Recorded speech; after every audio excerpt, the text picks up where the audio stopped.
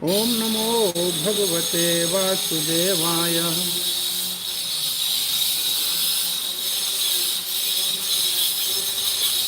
Om namo Bhagavate Vasudevaya. Narayanam namaskrityam naram chaiva narottamam devim saraswatim vyasam tato jayam udiraye. Nashapraeshu bhadreshu nityam bhagavata sevaya bhagavati uttama shloke bhaktir bhavati naishaki krishnaya sudevaya devaki nandanaya cha nanda gopa kumara govindaya namo namaha.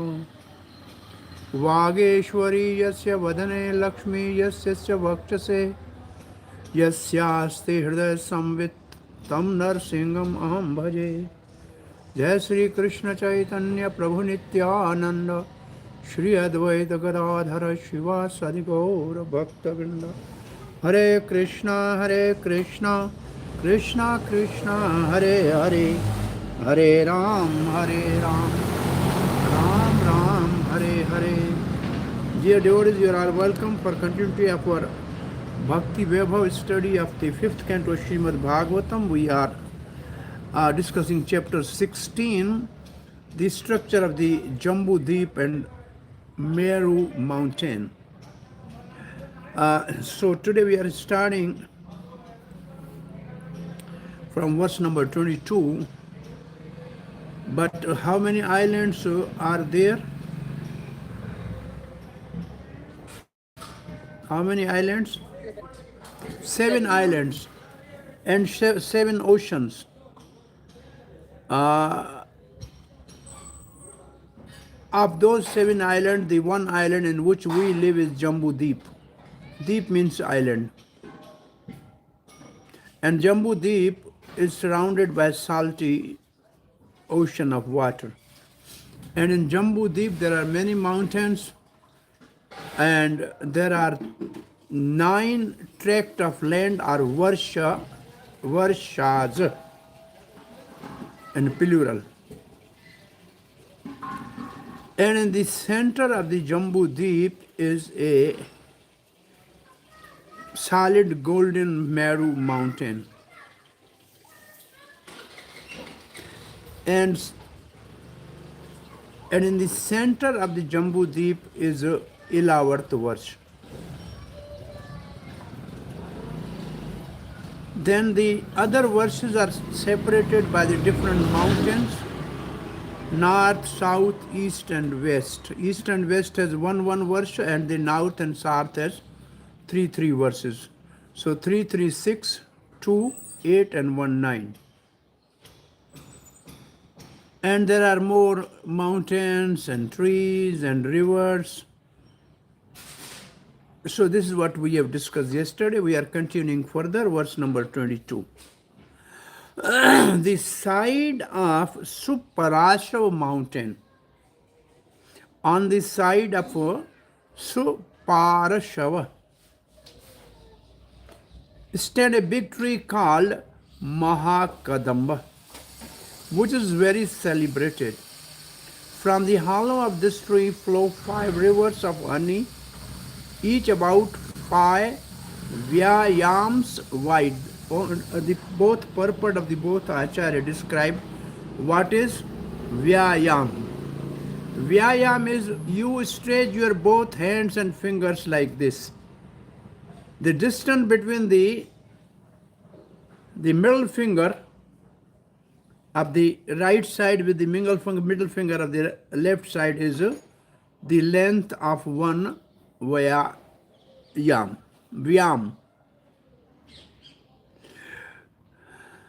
Each about 5 vyayam means if Srila Prabhupada, if it is 8 feet, say 6 feet, whatever, multiplied by 5. This flowing honey falls incessantly from the top of Suparashava mountain and flows all around Ilavarth Varsh. beginning from the western side Thus the whole land is saturated with pleasing fragrance. So here is the distance between one hand and the other hand when spread both his arm is called vyam.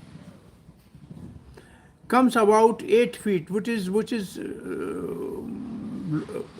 usually this distance of the two hands spread is equal to the length of a person. Generally, this is about length of a person.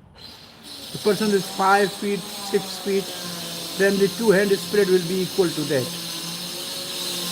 Thus, each of the rivers were about 40 feet, means multiply by 5, making a total of about 200 feet, because 5 rivers. Ayam means vyam. Vyam is space produced by extending two arms and the fingers. The width of each river is 5 vyam. Okay, next verse. The air carrying the scent from the mouths of those who drink that honey. It means the people who are living there, they drink this honey. And the perfume the land, and that the air carrying the scent from the mouths of those who drink that honey perfume the land for 100 yojans around. 800 miles. Effect of drinking those rivers. 42. Similarly, on Kumund mountain there is a great banyan tree which is called Shatvalash, because it has 100 main branches. Shat means 100 and Valash means branches, because it has 100 branches, main branches. From those branches comes many roots, from which many rivers are flowing. These rivers flow down from the top of the mountain to the northern side of 11th verse, for the benefit of those who live there. Because of these flowing rivers, all the people have ample supply of milk, yogurt, honey, clarified butter, ghee, molasses, food grains, cloths, bearing, sitting places, and ornaments. All these objects they desire are sufficiently supplied for their prosperity, and therefore they are very happy. So Srila Prabhupada writes, the prosperity of the humanity does not depend on the demonic civilization. And what is demonic civilization? That has no culture and no knowledge. So the demonic civilization is one which has no culture and no knowledge. But what they have has only gigantic skyscrapers and huge automobiles always rushing down the highways.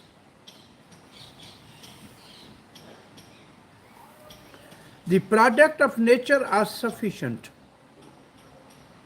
When there is a profuse supply of milk, yogurt, honey, food grains, ghee, molasses, dhotis, saris, bearings, sitting places, and ornaments, the residents are actually opulent. When the profuse supply of water from the rivers is inundate the land, all these things can be produced, and there will not be scarcity. This all depends, however, on the performance of the sacrifice, as described in Vedic literature. Anad bhavati bhutani prajanyad anna sambhavaha prajanyad bhavati yagnad bhavati prajanyaha yagnah karma samudbhavaha. Bhagavad Gita. All living bodies subsist on food grains which are produced from rains. Rains are produced by performance of yagna, sacrifice, and yagna is born of prescribed duties. These are the prescription given by Bhagavad Gita. If people follow this principle in full Krishna consciousness, human society will be prosperous and they will be happy both in this life and the next. Is there some question based on this or the next verse? Both this verse and the next verse, Prabhu. So, There is a question based on this. the question is, Describe the real source of human prosperity and also what is currently accepted as the source of it. describe the real source of human prosperity and also what is currently accepted as source of it.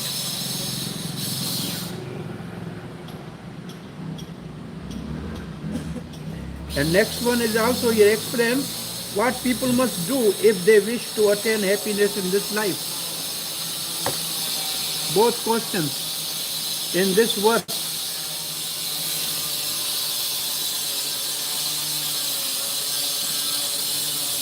People must perform yajna. Quote this verse for Bhagavad Gita. If they perform yajna, then there will be rain, there will be enough say food production, and then agriculture and the cow protection and the animal protection and all these necessities are provided. And the prosperity depends upon the natural things. And what is modern? Modern is this demonic civilization. That there is no culture, no knowledge, scrappers and huge automobiles rushing down the highways with all risk.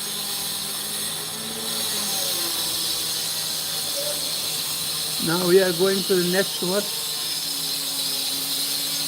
verse 25.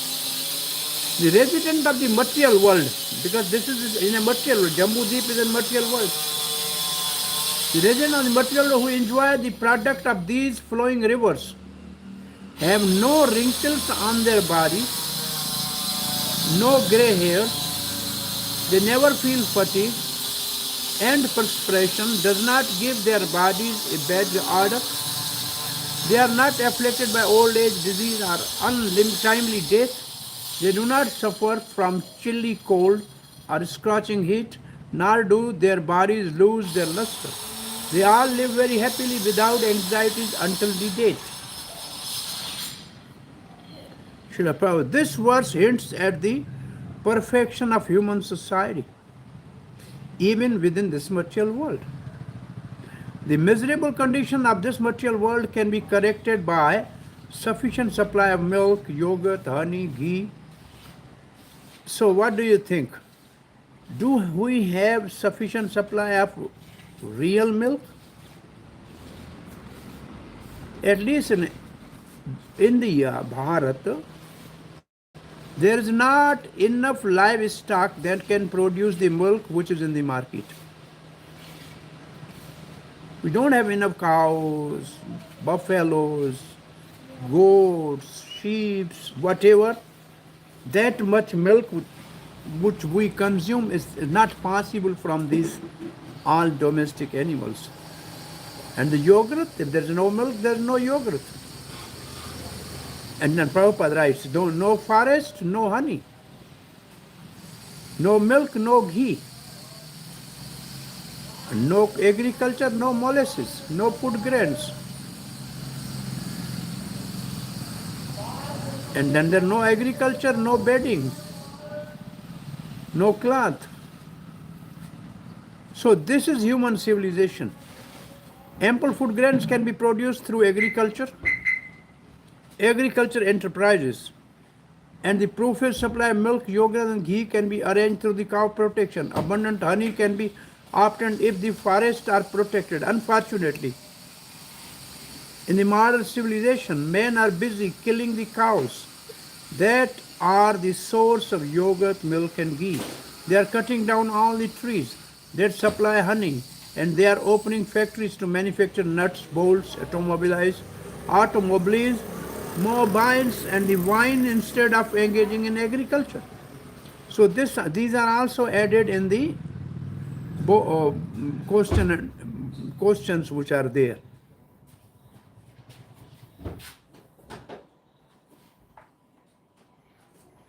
How can the people be happy They must suffer all the miseries of materialism.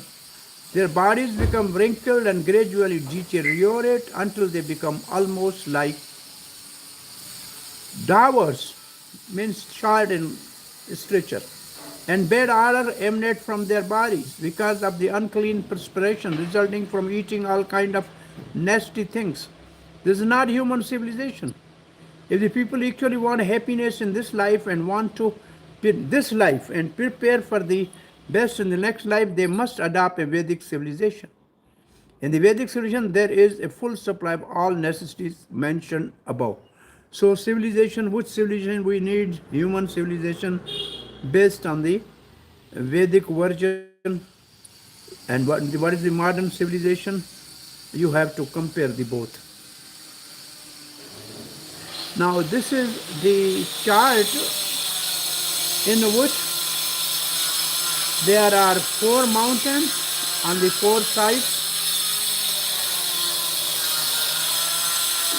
which have trees, which have lakes, which have gardens, and which have rivers.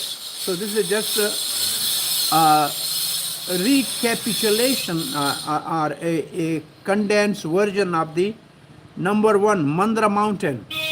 It is on the east side. The lake is milk. The garden is Nandan. The tree is mango. And river is mango juice, Arunada. And by drinking it, its water, the bodies of the Yaksha wives become fragrant and it perfumes the atmosphere. Now next. On the south side there is a Meru Mandra. And the lake is a honey. And the name of the garden is Chaitarat. And the tree is rose apple, jambu tree. And the rose apple juice, jambu nad. Rose apple juice mixed with the mud dried by the air and sunshine produce gold called jambu nad. Now on the west side is a sugarcane juice lake and Vaibharajak garden. Kadamba Mahakadamba. This is the tree. And the river is honey. 5 rivers of the honey from trees hollow saturate the land with a pleasing fragrance. North, pure water, Sarvabhauma is the name of the garden. And tree is banyan. Shat means 100, wala, Satwala, Satvalash. Supplies milk, yogurt, etc. Many rivers from the trees' roots supply our necessities as desired by the residents. Common characteristic. Demigods enjoy in these lakes.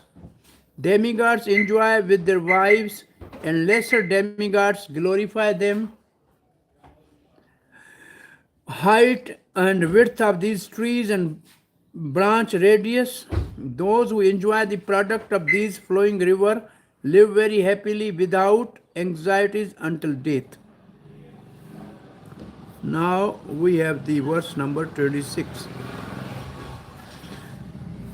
There are other mountains beautifully arranged around the foot of Mount Meru like the filaments around the world of the lotus flower. And these are 20 mountains. And they are Koranga, Kurura, Kusamba, Vayankata, Traikuta, Shishra, Patanga, Ruchaka, Nishadda, Srinivas, Kapila, Sankha, Vaidurya, Jarudhi, Hansa, Rishabha, Naga, Kalanjar, and Narad. Now these are these mountains. These small dots, these are some 20, and they are called Kesachal mountains. Kesarachal mountain. Now only the mountain left are these 1, 2, and these are on the east side, west side, these one, and these are north and south. These four now needs to be described, then the whole structure we'll see again. Verse 27. On the eastern side of Sumeru mountain are two mountains named Jathar and Devakut, which extend to north and south for 800 yojans. Similar on the western side of Sumeru are two mountains named Pavan and Pariyatra, which also extend north and south for same distance. On the southern side of Sumeru are two mountains named Kailash and Karavir, which extend east and west for 800 yojans. And on the north side of the Sumeru extend the same distance east and west the two mountains named Traishringa and Makra. The width and height of these mountains is 2000 yojan. Sumeru, a mountain of solid gold, shining as brilliantly as fire, is surrounded by these 8 mountains. And these are those 8 mountains. 1, 2, 3, 4, 5, 6, 7, and 8. So these are north mountains, east, west, and south. Now the whole picture is clear. We can see here.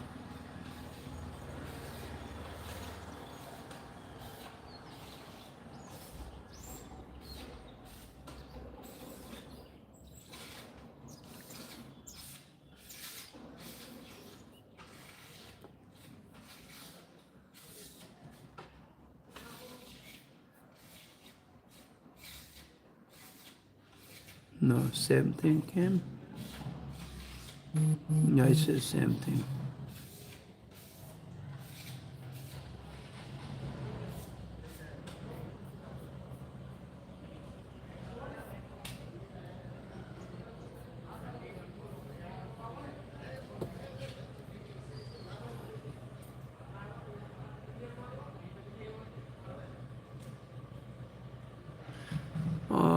Okay, let's go further and then see what I wanted to show.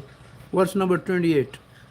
In the middle of the summit of Meru, in the middle of the summit of the Meru, it means on the top of Meru in the center, is the township of Lord Brahma. Each of its 4 sides is calculated to extend for 10 million yojans. It is made entirely of gold, and therefore learned scholar and sages called is Shatakumbhi. Shatakumbhi.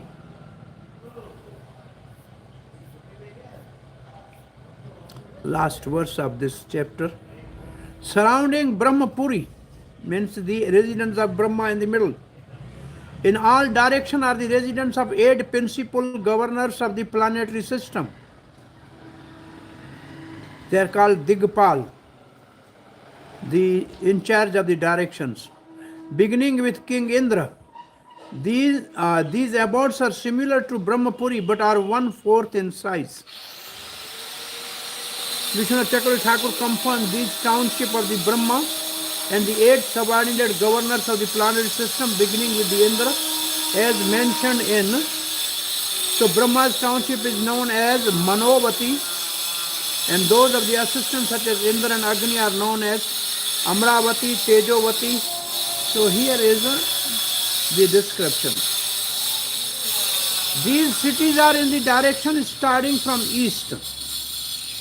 So from east, each with their particular deities such as Indra and their corresponding colors.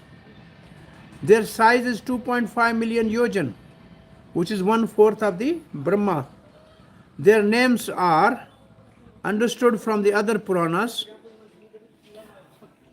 On Meru, there are 9 cities named Manovati, which is the city of Brahma, Amravati, which is the city of Indra, Tejovati is city of Agni, Sanyamani is city of Yamraj, and Krishna Agna, Shardhavati, Gandhavati, Mahodaya, Yashovati belongs to, now these are named first, there are 3 names only given and others. So this is, you just Google who are the eight Digpal, and then you will find the name after the Sanyamani is Yamraja. I know these 4. And Krishnangana, Krishnagna, Shardhavati, Gandhavati, Mahodaya, Yashovati, and they who are the owners of this.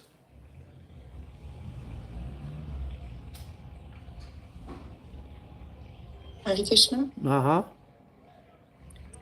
Babu, may I ask a question? Yes.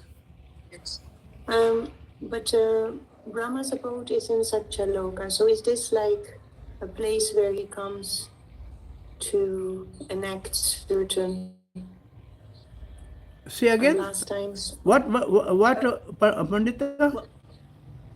Brahma's he lives in Satyaloka, no? So is this a place where he comes to perform certain pastimes? This is the office. Mahendra is the office of Brahma. Your Sanyamani is the office of Yam. These are the offices of these people. This is where they come and work. Yeah, because the Amaravati is the office of Indra, but generally they live in a heavenly planet. This is a Bhulok. Yes, yes. Yeah, this is their offices in this Bhulok. It is like that. Okay. Now here is something from Gopal Tapani Upanishad. Shaptapuryo bhavati tatha nishkamayaha sakamayascha bhogol chakre bhugol chakre saptapuryo bhavanti tasman made sakshat brahma gopala puri hite. Lord Narayan said, as on the summit of Meru mountain there are 7 cities that fulfill all desires. Similarly on the earth planet there are 7 cities that fulfill desire and grant liberation. Among them the city of Gopalpuri, Mathura, is directly the spiritual world. Now this is the picture of these, this is the top of the Sumeru mountain, is the summit, and in the middle is a 4 times large Puri of Brahma. This is a Manovati, Brahma, and then we have from east. So this is Amravati. Where is Amravati? Oh, here name we can find also, I think. Okay. So Kuber is Mahodaya. The Puri of Kuber is Mahodaya. Yashomati is Shiva. May I also ask one question? 1 minute, let's finish. Indra is Amravati. Agni is Tejomaya. Yam is Sanyamani. And Niriti is Keshangana. And Varuna has Shardhavati. And Vayu has Gandhavati. So these are the names written here of all the 8 governors, and in the center Brahma on the summit of Sumeru mountain. Now here ends our this chapter. Now what is your question? My question is that in your drawing, this was Sumeru mountain summit, the top, and there were all these Brahmapura and all the other cities on the summit, all of them situated.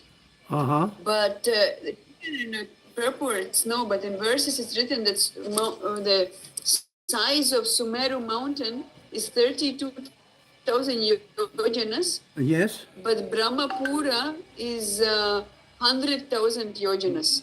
So Brahmapura is bigger than Sumeru mountain. No, summit. it's a length. What is the height? Brahmapura, all other people. What is the height of the, say, top of the, Not the height. top of the Sumeru is wider than the bottom. So what is the top? Yes, but the top is 32,000 yojanas, the bottom is 16,000 yojanas. Yeah. Not And my the picture, question is even that Brahmapura not the question of is picture, not the question of picture. This is a written statement of the verses.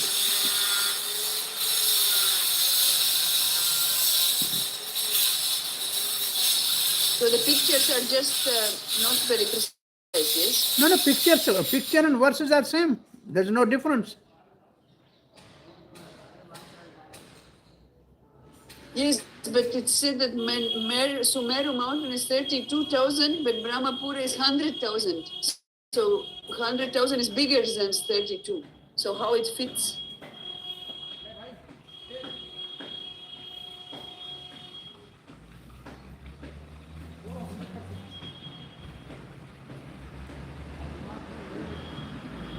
Yeah, it says like that.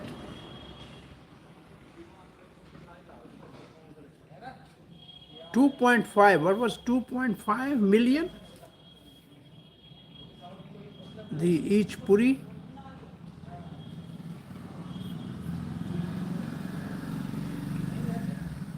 Anybody has the answer to this? My understanding is, this is what I thought, but I just wanted to confirm with yourself, Prabhuji. My understanding is that Mount Meru is like a stick, like let's say like a bottle, ulta, and then you put like a plate on it, and then on top of that plate is all the city situated. It's not that has to be on a mountain size. The verse says on the summit of the middle.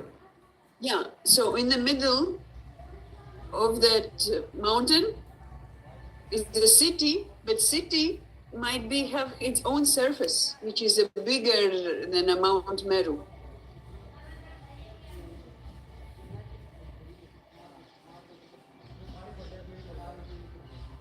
I think this is what Srila Prabhupada, I think what we should stick to the purpose that our calculation, whatever we think, will never reach to the conclusion. We have simply to accept what Sukdev Goswami has said. Yes, but these numbers are from the book, no? No problem. The numbers. Now, Vrindavan is like a lotus also. Vrindavan is like a lotus, right? In the night, lotus closes. So in the night, Vrindavan becomes like the Barsana and Nandagaon and Vrindavan, they become hardly two steps from one another. And Krishna can go in anywhere in one a moment. In the day, when the lotus open, then the demon run after Krishna for long time. They never catch him. So they can expand and they can become small. Like this Vrindavan is a lotus. This is also called lotus. Maybe it has some intrinsic property to accommodate all these different offices of the Brahma and other. Brahma will live with his all other people there in offices. But still, we can think about this. This is a little more clear picture. Can you see this? There is a clear picture. Sumeru is in the middle, and the two mountains on the sides. Their names are there: Kailash, Karavira. These are the mountains. Then Kumud mountain and the trees, Shatwala banyan tree, the river going there, Happy Human Society, milk yogurt on the top. Then you see this Mahendra, and the tree is Devachuta, this is a mango. Arunda is a river. So these are, and this surrounding this one, this circle, this circle, these are the 20 mountains. These are the different 20 mountains which surround this all. These are 20 mountains like a filament. And then there are different verses out of this. And this whole area, this 11th verse. So I think we have finished our allotted section of Srimad Bhagvatam, and if we have anything to discuss, we can discuss. And you have any comment or your expressions of understanding or realization, we have time, we can discuss.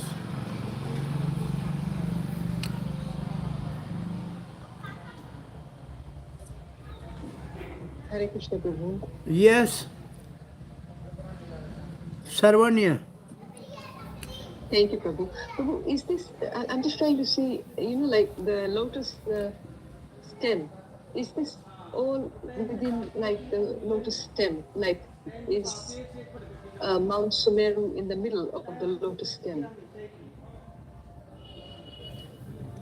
The whole Jambu Dev is like a lotus, and the petals are like the varshas on that. And in the middle is the Mount Sumeru, which is like the foundation, whole foundation, because almost half of this is in the earth. So everything is around that Mount Sumeru and like that, which is in the center of the lotus. Is it like the planetary system? I mean, like, I'm talking about the planetary system. Like Lord Brahma sits in Satyaloka on the lotus, and this whole lotus stem is all the planetary system. Is it? Are we like, that's why it's all cylindrical. What you are saying is like from the navel of Garbhodaksha Vishnu, there is a stem of the lotus in which there are 14 planetary systems, and the top of the lotus is Brahma. You are thinking like that. But this is not like that. It's not in the lotus stamp that these are the different varsha, but they are like the spread lotus leaves. It's like the top there's a Brahma, and then there's a lotus. On the leaves of the lotus are these varshas. It's not in the stem. Thank you. Yeah, that stem has a 14 planetary system. From the down is Patal and the top is where Brahma. So that is in the stem. This is not like that. In the planetary system, we are in the middle. So we are in the middle. Yeah, we are in the middle in that sense, right? We are in the middle. That is the Bhu Mandal is in the middle. But in that Bhu Mandal, the radius of the Bhumandal is the time taken from the sun to reach to the Bhumandal, as we have discussed. So we are in the middle of that stem. That is all right. But on that middle portion, you take only the middle portion, leave the upper and lower. Then the middle portion is like again a lotus, and in the middle of that is Sumeru mountain, and then on the lotus leaves are the different. Like if you have the other imagination is like the kunjas of the Ashta Sakhis of Radha and Krishna at Radha Kund are on the sides, not in the middle. It's like that. Yes? Nandapriya? Vishakha? No question? Hare Krishna Prabhu. No, I was just trying to see the lotus. Okay. Yeah, thank you. Anybody has some other realization? What we have discussed. I think chapter 14 had some philosophical points about the forest of material. This material world is compared to the forest, and conditioned soul is entering into it, and what are the problems and how to solve those problems. But the chapter 15 is only the genealogy in which the one king, which is also partial incarnation of Lord Vishnu, Gaya, and its characteristics are important, and how he used to take care of citizens, And then we have 16th chapter where there's a structure of the Jambu Deep. But now we will discuss more detail about the 9 verses of the Jambu Deep and some more rivers in the Jambu Deep, which will be in chapter 17. Hare Krishna. Yes. I just had a question I wanted to verify that when we talk of sinful life, it means whatever activity is not offered to Krishna. Is that sinful? When the Bhagavatam talks about sinful life? So whatever is not pure devotion, is that sinful? Or In one sense, Prabhupada's purport is everything is vikram if it is not connected with Krishna. Vikram is a opposite to the pious activities. But in a general sense, there are pious and impious are like some person performs Vedic Karam Kand is a pious activities and the benefit is enjoying on this planet and going to the heaven. And if somebody is not following the injection of the Vedic literature and is working on his own, then he is doing something what is called Vikram, and he has to suffer in this life and also in the next. This is the general rule. But in a more subtle way, because both pious and impious are within this material world. So in one sense, both has to be given up. Because as long as we are pious, we have to go to the heaven again, come back. We are in the material world. So in a absolute sense, if the activities are not devoted to serve Krishna, then all other things are material because they take us to material world and bring us back. They may be pious and may be sinful. So there are different levels to understand this. So what you are saying is also correct. thank you. Hare Krishna. So concept of sin is different in different scripture and different religions, and absolute is a more higher.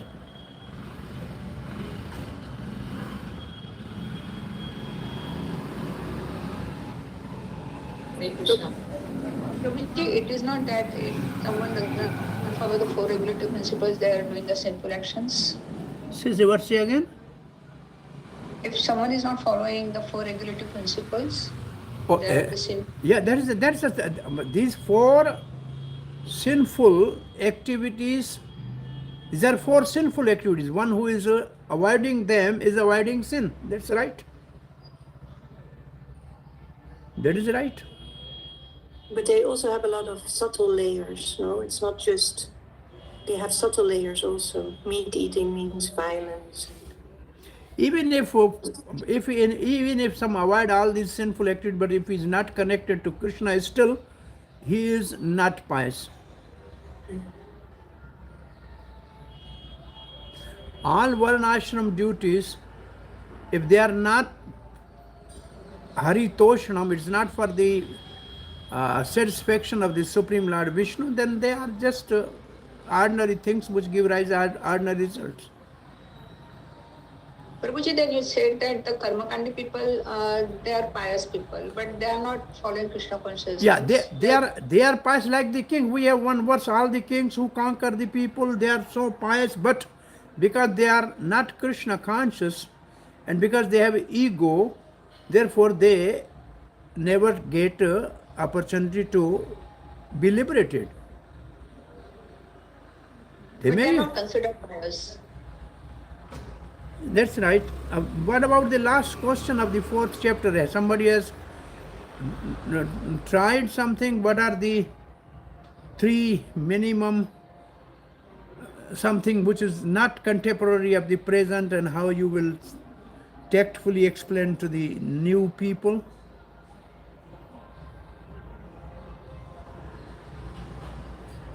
Then identify 3 statements from chapter 13 and 14 verses and purports that seem to be contradict. What are those? We have made the list one day. In the material world, the scientists, philosophers, and economics are nothing but cheaters. Nothing but Cheater. rascals. They're rascals. Well, yeah, you want to take this? Okay. Plunderers, Prabhuji, 6 plunderers, the 6 senses. It Six can be- senses, no, 6 senses not, because everybody will agree with this is not. The next one we actually take in the family, wife and children, how they are plunderers. Okay, jackals and Yeah, that is not easy to explain to the common people. That is one you take. The other one is government services. Servant are yakshas, man eaters. I think that everybody will agree. Anyway, government will not agree. You have to explain it. Okay, if you don't. So what are those 3? First, you fix at least 3. Your one is children. One you are speaking of. These are all scientists, philosophers. They are all rascals. They are cheaters. So how you will these 2? Which one is third one you want to take? ghost, that ghosting is okay, Prabhuji? What? The gold, gold. Yeah, thing. gold is a stool, and devotees are not interested in any materialist opulence, what to speak of gold. So this is also, yes, this is everybody wants gold, government want gold, every person want gold, and we say we don't need gold, it's like a stool. This is third one.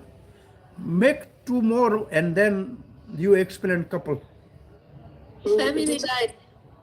Family life is like a blazing fire in the forest. What is that?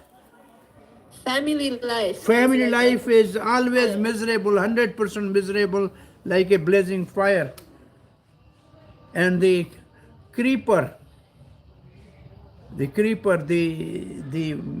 arms of a wife or girlfriend. This is what Prabhupada has written, something in a purport. You can take those, and then how you will explain. Somebody can explain at least one. For the scientist, I wrote, because material science is based on imperfect senses, mind, and intelligence, so they are subject to imperfections because the senses are imperfect. So the material sense only function under certain material conditions. We should try to look for spiritual science. They have all presumption and hypothesis. They don't have a real understanding of the things. And their senses are imperfect, and so their conclusions are changing every times. Somebody gave some theory, and somebody else said this is wrong, and now new theory comes. So they are changing. The things which are changing are material. Okay. And the same, Prabhu, you can explain about Vedas, how it is, and the same example, that the Vedas is very authoritative, especially the yojanas, the example of the distance of the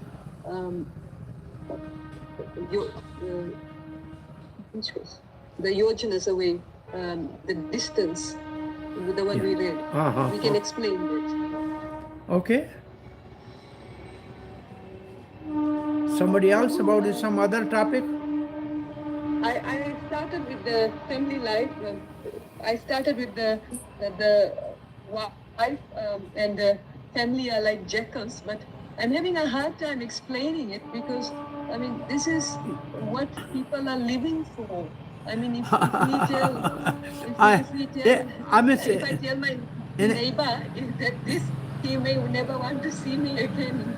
No, what I say? No, no, generally in my preaching program, very pleasantly I say, all the life we earn just for the children, we maintain them. But one day when we spend all our money to marry them and next day they leave our home with the wives, so they are plunderers in a guise of a dear ones.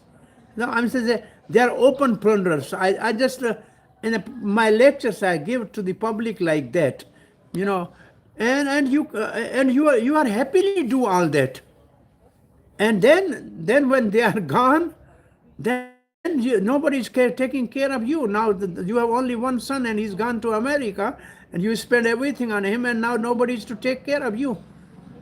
So this is the situation people will realize now. So therefore Thank you, Prabhu. yeah. Yes, good example. This is a good example. Thank you. Yeah. And also you can say all the sons are not actually, there are some children which are enemies of last life, they just come to plunder us and give us trouble.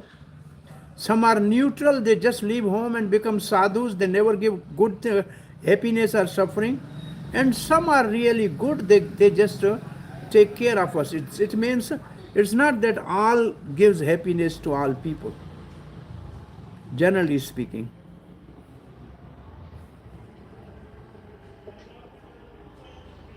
Some other? What about the gold, Prabhuji? How will you explain? And then first you think among yourself how we used to squeeze money from the parents, telling something different and using for something different. We just think of ourselves, and they spend in money in business, and then everything is lost. So some or other these problems are always there in family life. Somebody else has something to say? For the gold, Sorry? Gold. Oh, gold. In the world. Prabhu, Huh? I wrote that for gold example, like stock markets, like if the stock markets fall, so many people commit suicide, and that way I mentioned that. Gold is always the this is a place of Kali Yuga. There is always fighting. Wherever there's a gold, there's a fighting, even between friends. All the generally speaking, wealth, it's a three words.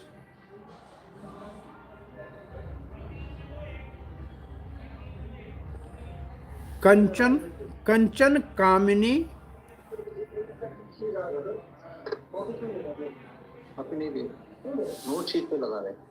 Oh, in Arabic language, in Urdu language, it says Zar Zan Zameen. All the fight on this planet are for the gold. Now everybody is fighting because of the gold. The countries are fighting among themselves for the gold, because their currency is based on the reserve gold. The family is fighting on the gold. The thieves are stealing the gold. So gold actually means reserve, accumulated money, and which always give trouble. It's very difficult to accumulate, very difficult to preserve, always have enemies.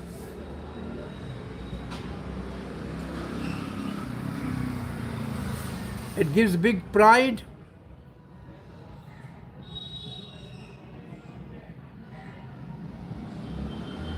You read that section in the Prabhupada's commentary and find out few solid reasons.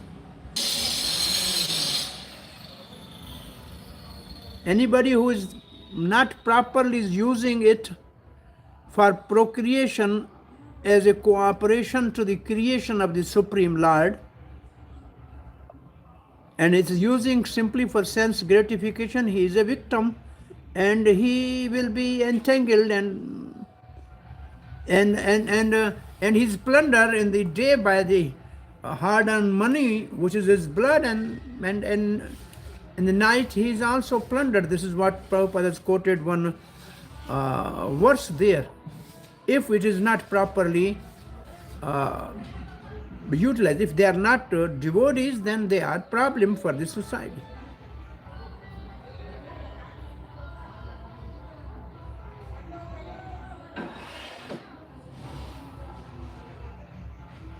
All fights all over the world is on woman or wealth or land. My land is mine, this is mine, this is mine.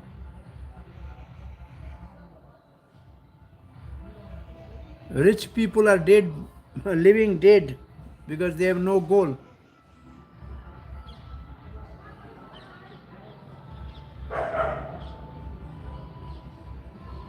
Anybody has to say any other comment or question or something?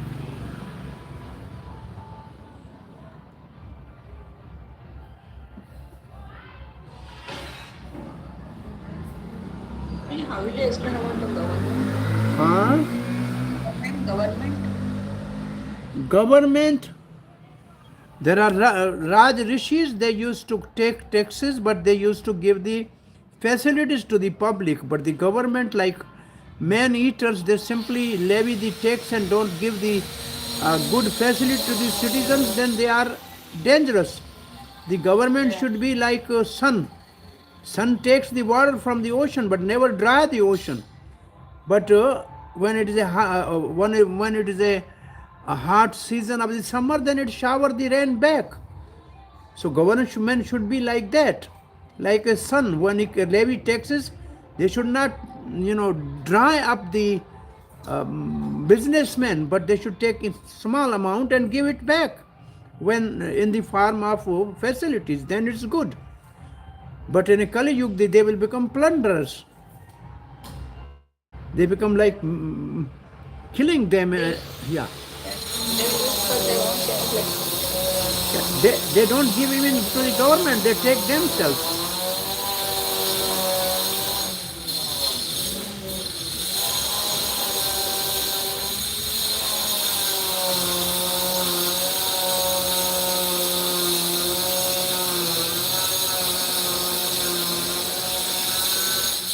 So when are you starting next class? Tomorrow?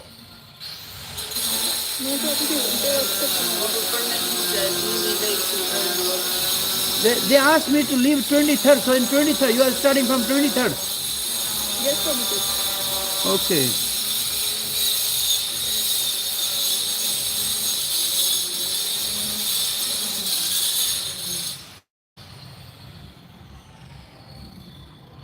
So we ended up here.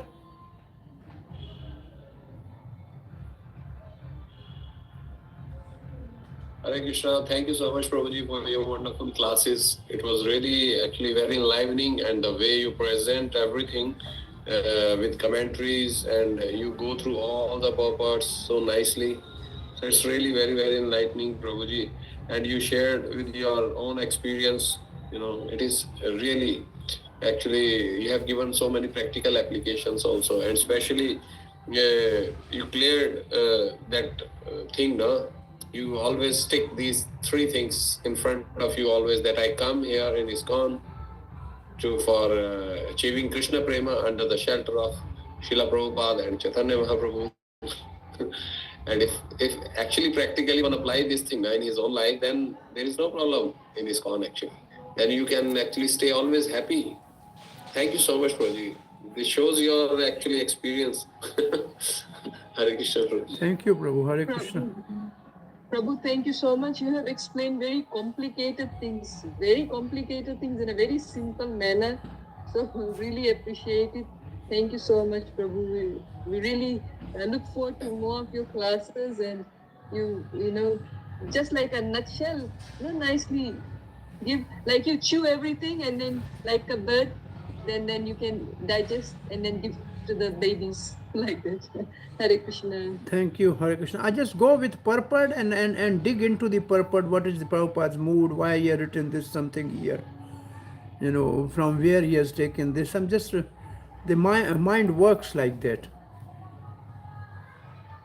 Hare Krishna Prabhu, thank you so much. And you again mentioned how Srila Prabhupada has taken everything from the shastra. You used to point out which shloka is this from Bhagavad Gita, and from even if it is not mentioned out there, and the way you have helped us with the homeworks. We keep on doing homework, but sometimes we are not very sure if we are going on a right direction. And also, all the purports we were able to read, even the commentaries we were able to, grasp them. So it was very nice, Prabhuji. Thank you so much. Looking forward to have your association again, Prabhuji. Hare Krishna. Pray for me, Hare Krishna. Yeah, and thank you that it's very amazing that you covered two purports of Prabhupada and Vishwanath, and then you also give all these connecting verses, and on top of it, you don't reject a single question and reply to everybody's questions, and still you finish early. And many devotees don't even read the full purport and don't and reject the questions and still are late. So it is very nice. I'm always wondering from before sessions how you can tell so much and ask, and you can give nice answers, and then on top of it you finish early. How is it? But your question I could not answer. Like you say, I could not answer your question. 32 yojan is the top of the Sumeru mountain, and Brahma's office is 100 yojans. How can that fit on that? Hare Krishna. Yeah, it's a good question. It's a good question. The inquisitive mind is good. We have there will be definitely some way to explain this, but how it will be there, we have to look on that. Prabhu, in verse number 11, on the four sides of great mountain known as Sumeru are four mountains: Mandara, Meru Mandara, Supashrava, and Kumuda. In that, it says the verse translation says it is height and the width, but the translation says length and the height. And in Vishwanath Chakravarti Thakur's commentary, it says that if it was width, complete Ilavrata Varsha will be covered. So it cannot be width, so it has to be understood as height and length. So there could be some similar explanation. Yeah, that was about the 11th verse. Where will be the verse if the height is like that? So there may be some reason like that. But what exactly is the reason, I'm not sure. But I was able to assume that based on verse 11, verse 28 also will have some meaning where maybe it is the height. Exactly. There is, otherwise there is no existence of 11th verse. So there will be some different reason for that.